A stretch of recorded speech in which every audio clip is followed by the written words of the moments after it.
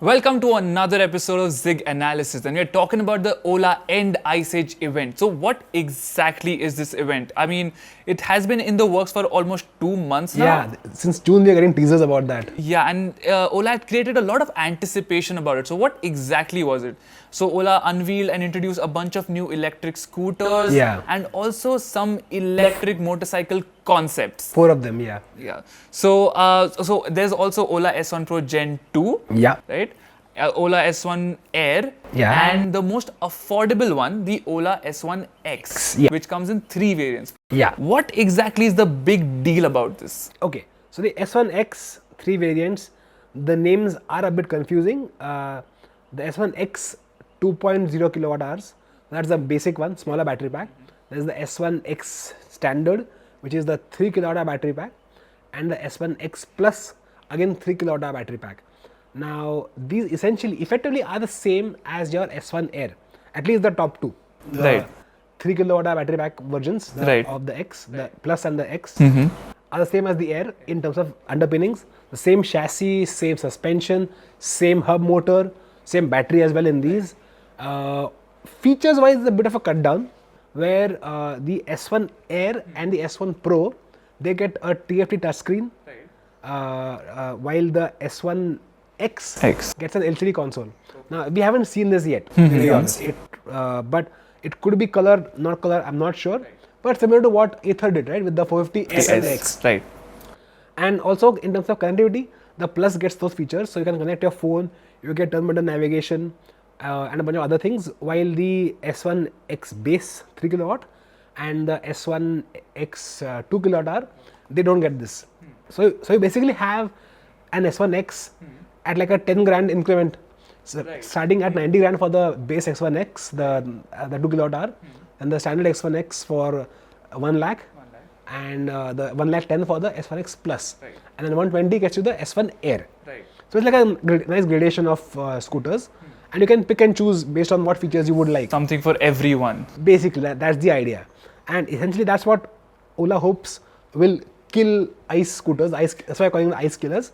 And they might make people make that leap of faith into electrics, but that remains to be seen, very honestly. The design of the S1X and S1 Air is also a bit different, right? Yeah, so if you look at the basic design, the headlights, the overall shape, it's common across the Pro, Gen 1, Gen 2, Air, X, all three. Where they differs primarily is the color schemes, where your S1 Pros are a single color throughout. The S1 Air has like a dual tone. So you got this, like the one we rode was this bright green thing. Oh yeah, the mint green one. No, is it mint? I don't know. It's a very nice looking green though, matte colored green, and got a black panel at the lower back part of it. Okay. The S1 X on the other hand gets like 3 different color panels. So the front, middle and rear, all different color panels. So it looks funkier, I guess. But honestly, I am not a big fan personally of those many colors. It just looks confusing. The Air is fine, the Pro is great looks wise, but the X is just confusing. What also is the difference is the handlebar cover. Like the Pro and the Air get a full handlebar cover, while the X, all the X's, get a much smaller cover, so your handlebars are more exposed. You get more. I think if you remember the Honda Click, had an exposed handlebar. Yes. Something similar to that. Feels something like that to a certain extent. Right. You said that the S1X and the S1 Air, they have the same power output, right? Yeah. And the similar range of sorts, right? So, but the thing is, in your review of the S1 Air, you said it gets a 6 kilowatt peak. No, I said 4.5. 4.5, right? And a range of about 125 kilometers. IDC, yes. IDC. But in the event, there was the ranges and the motor, the power output was basically claimed to be very different from what you said. So they claimed 6 kilowatt output on the motor, peak output, and an IDC range of 150 plus kilometers. Now, honestly, if you look at the motor output, it's almost a 30% jump. Yes. And from 120 to 125 to 150, 25 kilometers extra range. Now, I don't know where these numbers have come from, because I've got 2 separate documents at the ride from the guys at Ola, which give me all the specs of the scooter, and which have said clearly the output of the motor is 4.5 kilowatts. and the range, IDC range is 125. Right. So whether this is just them being confused about their own specs at the ride event and then getting the specs right at the launch event, or whether they gave us pre-production scooters as they had claimed that day, and the pre-production scooters were a lower spec compared to what's being produced, I can't be certain. But that seems like a tough possibility, right? That being different and then giving a pre-production scooter when the deliveries are almost about to be ready. And everything. Honestly, when we were in the factory, we were riding the pre-production S1 Airs, and S1 Airs were rolling onto the factory production line as we spoke. Right. So I don't know why they couldn't just give us production-ready S1 Airs. That way, our reviews would have been more, true in that sense. Makes sense, yeah. They're more up to the mark. Here we are saying things that are different compared to what they said now. Right. And honestly, if you ask someone to find out, to judge whether the motor output is 4.5 or 6 kWh by the seat of the pants, you cannot. Unless you ride them back to back, you can't figure it out, the difference. So you have to trust what they are saying. Right. So if they said 4.5, I'm going to trust 4.5. I can't verify that without a dyno or without riding something else back to back. So that's the thing. I can't understand why they went in that direction of giving us different specs, but it is what it is. And I hope the scooters that they deliver have the higher specs and the higher range. Right. Although 151 kilometers IDC means real world is much lower. Like the S1 Pro Gen 1 that we rode long termer had a claimed IDC range of 181. 180, yes, yeah. But I think in testing we got less than that. We got 145, 147. 147 odd, yeah. And in the real life when we rode it every day? Yes, so it gave me around 105 kilometers of range, the true range, yeah. But that's a lot less than Much 180. lesser, yeah. And the bigger issue was that it does not get a trip meter. So you have to manually calculate about the distances that you have traveled. And that exactly you will never get to know exact range of the e-scooter, right? So that is a bit of an issue. Basically keep noting down every time you ride I actually what your current trip was. I actually did. And you rode it in the scooter in what mode all the time? Yeah, warp sometimes. the whole time? No. So warp was not actually possible because if I rode it in the not warp, what was that? Hyper mode, yeah. Sorry. That's hyper mode, yeah. Hyper mode. So hyper mode, riding in the hyper mode more than 15 minutes is actually a problem if you actually are riding fast and quick. It does not work after let's say 15 minutes of riding. It goes down to the normal standard mode. Okay. So you couldn't ride for a longer duration. So were you in sport or normal? Primarily, I rode in the normal mode most of the time. Eco was not a chance, and sport was sometimes, but normal was good enough for me for most of the city commutes. Right. And Eco, as you said, is not really usable. Yeah, Eco was not really and usable. And this was on the Gen 1 Pro. Gen 1 Pro, yeah. And it was the same case on the Air that we rode, which is built on the Gen 2 platform. Right. Again, it's a hub motor and a different motor, but Eco mode is just not usable. It's so slow that even on the roads that you're riding at the factory, which are empty, the tracking car would have to drive at a crawling pace just to track me at that speed. Yeah. The scooter wouldn't move. Yes. And with the pillion though, it just refused to do anything. Even on a hill climb, actually, it gives a very bad performance. Honestly, you become a hazard on the road. Honestly, when you're riding on the eco mode. I think the only way you can use eco mode is if you use normal or sport or hyper to get to a speed and then come down to eco and just cruise that speed. Right. Say 40, 50, whatever it is, if you have an empty road. Yeah. But if you have to go on and off the throttle continuously, you can't do that in eco at all. Just not possible.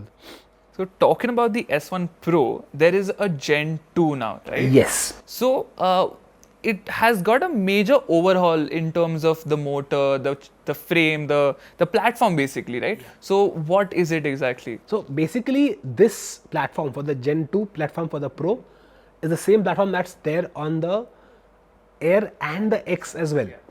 But of course the main difference being the motor. On the X and the Air it is a hub motor. Right. On the Pro it's still a mid drive with a belt drive for the rear wheel. Right. It's a mid motor, mid mounted. Of course, more powerful as well. But effectively, what they've done is the chassis has been re-engineered to make it a little more compact, to have fewer parts, so production is easier and lower cost, more effective that way. Right. Even the electronics have been packaged in such a way that a lot of components that were separate are now put together. So again, packaging has become better. Same with the battery itself. The battery packaging has changed.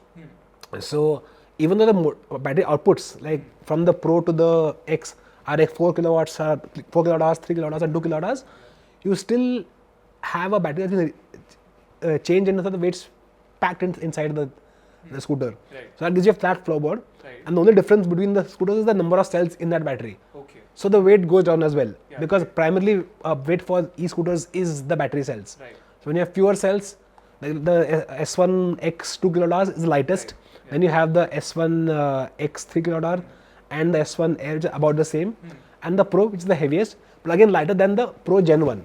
Yeah, because I remember the Pro Gen 1 was pretty heavy. While if you had to move it, 21 odd kilos, something yeah, like I that. think so. Yeah, it was really heavy. Like if you had to move it manually and everything, it was pretty heavy. So that should also help you in terms of performance or even rideability. Definitely, better performance. Yeah. See, anyway, the motor is more powerful now. Right. Now they're saying a peak output for this motor for the Gen 2 S1 Pro is 11 kilowatts. So it's going to be really quick. Okay. Yeah. How long it can stay that quick? Big question. Yeah. We have to find out. Yeah. But at least off the line, once or twice, it will do it fast. Yeah. Even the range is supposed to be more on the 190 odd. Yeah, it is a lot. That's a lot. So again, I think it's more down to optimization of their current battery pack and how Right. they use that power, and also the motor controller now has become part of the motor itself. Right. They were separate initially. Now they are into command in one unit. Yeah. So again, compact, lighter, more efficient. Right. So I think they can get more range through that with the same battery capacity. Right. But again, how much In the real- usable range? In the real world, Real yeah, world. we have to see when we get for road test, Yeah. and we keep saying this like a broken record, but that's what it is. We have to test them in the real world. One- The claim figures are not real world figures. Yeah. One major thing in the S1 Pro Gen 2 is the changed suspension, right? The fork is different, the monoshock, the rear suspension is different. Yeah. Why? So, okay, the S1 Pro Gen 2 is running a telescopic fork. Yeah. It doesn't have that single shock, Yeah, that whole mount thing that they had, the arm they have on the Gen 1. And even at the back, for example, the single-threaded cast aluminum swing arm Right. is replaced by a box section swing arm. Yeah. And it's got a monoshock, but it's not mounted diagonally like on the Gen 1. It's more vertical on the Gen 2. Now, when we were at the S1 Air ride event, we asked Ola why, and they were a little bit dismissive. They said it's just an engineering evolution. Right. And then we brought up the question that Ola themselves had claimed that this is 200% better. Right, that fork, their front suspension Right. is 200% better than a conventional fork. Right, and there was also an upgrade Yeah. of that same fork. So why go back? Right. Why go down? Exactly. And they got a little upset at us for saying that it's a downgrade. And then they were asking us whether we were excited to ride the scooter. Right. And our point was, listen, we are not here to be excited. We are here to test ride and evaluate. Right. And we are going to ask questions. Right. So it was kind of dismissed at that point. And they said they'll answer our questions after the ride. But that didn't happen. So as to why the change happened, we don't have answers from Ola. I can make a best guess. I'm not an engineer, so I can't tell you whether it's better or worse. It's more commonly used, like a Telescopic fork, yeah. is more commonly used, have been used for years, decades, if not a century by now. Right. So that technology is established. Right. What it does is, everyone knows it works, Ola knows it works, Yeah. and it's a lot more cost effective to make. Because that thing had a single-threaded cast aluminum arm. This is just a conventional railway fork. It'll be cheaper. But that won't reduce the price of the e-scooter, right? See, because what's happened is the cost is going to go up because of the FAME 2 cut. Right. Because cell cost, now Ola will make their own cells soon enough. They're almost about to start production. Right. I think they have 100 gigawatt hour capacity. Yeah. Or something on those lines, which is massive. I mean, the plans are massive. Right. When they get to it, we'll see. But when they start making their own cells, the cost will come down. But right now, the biggest cost is the cells, Right. and the lack of or the cut in the FAME 2 subsidy Right. is going to be a major factor in the cost. Right. So to offset that cost, this is a way of bringing it down. Okay. So it won't really go up as much. It will probably stay where it is Yeah. with these changes. Is what I assume. Again, I can't speak for the engineering part of it, Right. but this is what makes sense in my head, and it's pretty common sense, I guess. Even the grab rail now is a steel. Yeah, it's a steel pipe. Yeah, it's a steel pipe. It looks less premium, Less premium, yeah. but that it's definitely. so much better than the standard one. Like so much better, because the aluminum ones on the Pro. It was very flimsy. Yeah. Yeah, it was pointless at some. This thing is solid. It looks very basic, but it is very, very solid. So that's a good thing. But again, it's not just that. The whole design now of the S1 Pro, I think it feels a little less premium. Because the panels, the body is the same shape, that is fine. But again, that has front end, that nice single-sided, showing the front wheel alloy design. It's not really visible because of the fork. And then at the back, that cast aluminum swing arm, which was single-sided, that's gone. So it's got a box section swing arm. Even the belt drive, the belt cover isn't full. It's exposed at some places. So it just doesn't look and feel as premium as the S1 Pro Gen 1. Which is kind of funny when you think a Gen 2 should be more premium. But I think if I had to choose between practicality and premiumness, I would choose practicality and cost any day. Of course. So you have ridden the S1 Pro Gen 2 just a little though. Yeah, very little. So basically we were there for the S1 Air ride. Again, that was also a very short condensed ride on very smooth roads, so we couldn't test a lot of functions. The Pro, I just did like one up and down run on their one paved surface next to the factory. Now the thing is, there was one issue with that scooter, and that was the front end, which felt very jittery. And it was like a paver block type surface. And I've done scooters on those surfaces before. I mean, while they'll make a scooter move around a little bit, it don't feel jittery. This one felt a bit jittery, which was a little bit off. Again, pre-production versus production, no comments on that. The S1 Air though, I think I mentioned in my review also, had plenty of other issues.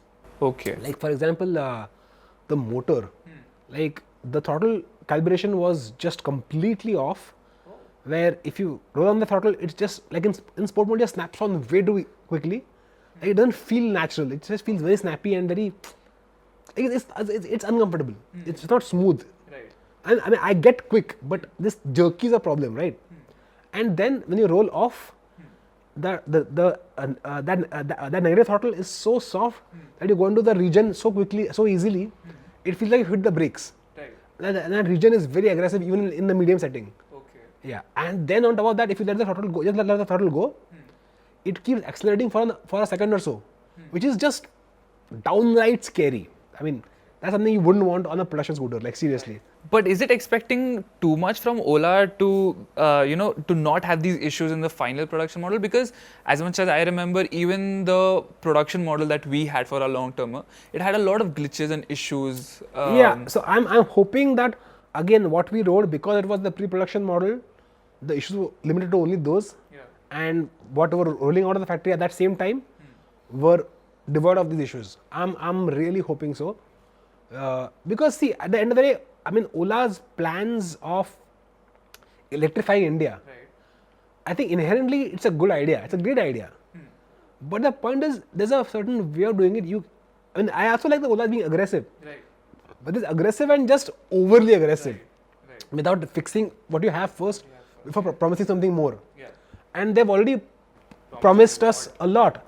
Like before even the current scooters are fixed, they promised us motorcycles. And they're saying as early as next year. And then a car as well after that. So I think Ola better get their basics in place first. And if they can do that, I think it's not a bad idea, right? So I hope when the motorcycles come out, they take their time. Because from concept to production, if it's going to be a little bit longer than a year, I think it'll be better. Right. I think they have claimed that it will, one of the 4 concept motorcycles that was shown will be debuting next year. Yeah, again, feels a little too early from what we saw at least. But I think you have done a more detailed like a dive into those concepts. Yeah. But yeah, I really hope that Ola does take their time. There's no problem in being a little late to market if you can give a product that works well. And it is a bit of a hype trend to jump onto this electric bandwagon. It's important to get the ball rolling. It's important to be in people's faces. I get that, but you need to fix your core product first. That quickness I think is becoming the issue, right? Yeah, just a little hasty. Yeah, right? too hasty. Too hasty in getting their products out before they actually refine them to the point where they are glitch free. And that's why Hadar I end up recommending the Aether. It's more expensive, less powerful, but it works well every single time. Whatever they have said always works. And it has glitches, yes, for sure. Like a couple of times the screen on Aether popped off, like it stopped working. We put the scooter off, put the scooter back on, came back on. So basically not as big as the ones that we have faced with our long. On the Ola, they have been scary at times. Here it's just some glitches, software glitches, bound to happen. Like happens to even the best of our iPhones. Like suddenly one fine day you're working, it's all fine and it just hangs. You might have the latest 14 Pro Max and it'll just hang. And you're like, okay, this is the best phone out there. Why are they doing that? But it happens. Software happens. We can forgive that. But something that affects the way you ride and your safety, that is really not acceptable. Yeah. So yeah, I think that brings us to the end of Ice Age, or the end of the discussion on the end of Ice Age. Discussion on the end of Ice Age, because Ice Age is going to, I think, continue for a while. Yeah. I don't think it will happen as quickly as Ola hopes. See, it is inevitable. It will come to an end. Yeah. We are going to go electric at some point. Of course. Not as quickly as Ola believes. Yeah. I would say 5 years from now would be a place where we would have enough penetration of EVs to say, okay, there is an ecosystem for EVs that functions. Right. And maybe 10-15 years down the line, we might see a majority of vehicles being sold as EVs. Right. Not before that. Personally, I think not before that. Yeah. I mean, I am someone who loves ICE motorcycles, and I would happily jump onto an electric motorcycle if it delivered the practicality and the fun that an ICE motorcycle does. Yes. It's as simple as that. So in conclusion, these electric scooters that have been introduced, what about them, right? I would tell everyone, hold off, don't buy them. Like I said with the Air, don't buy them just yet. Don't be in a hurry to book them right now. Because Ola gives you great discounts, like you 10 grand off if you book them before 21st August. Don't be in a hurry. Let them work out all their kinks. And once they are worked out, I'm sure these will be good scooters. Right. See, the basics are in place. Right. You need to figure out all the little bits, right? So just hold on. Don't be in a hurry to get that discount. Right. And for all you know, in another 6 months, that EV subsidy might just run out again. Because we spoke to, I think, Kapil Shekhar from Tork Motors. Yes. He was saying that the current capital that the center has, FAME2 subsidy might just run out completely in the next 6 months. Right. So there might be again a major price revision that happens. So Ola might again have to prune its offerings. So instead of 3 S1 Xs, we might have one S1X and one S1Y. I don't know. But wait for a while. Let's wait and watch. On early buyers, hold off for a little while. Let Ola get their things in order, and then I think they will be safe to buy. And yeah, I think that's all about. So basically, a lot of potential, but some glitches that needs to be fixed. Improvements need to be made, yes. But what do you think about the S1X, S1 Air, S1 Pro Gen 2? Let us know in the comments below. And if you do own an S1 Pro Gen 1, if you have faced any problems, any major glitches or issues, let us know in the comments as well. And as always, of course, thank you for watching.